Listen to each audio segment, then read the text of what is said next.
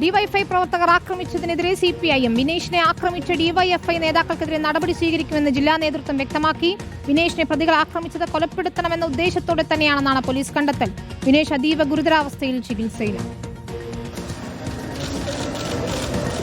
ഇക്കഴിഞ്ഞ 8-ന് വൈകിട്ടാണ് പാലക്കാട് വാണിയംകുളം പനയൂർ സ്വദേശി വിനേഷിനെ ഡിവൈഎഫ്ഐയുടെ നേതാക്കൾ ചേർന്ന് ക്രൂരമായി ആക്രമിച്ചത്.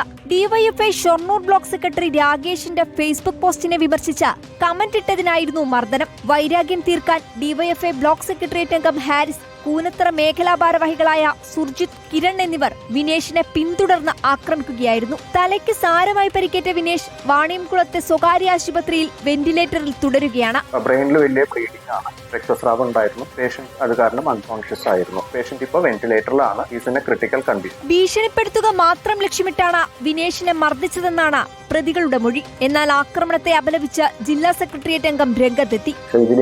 കടന്നുപോയി.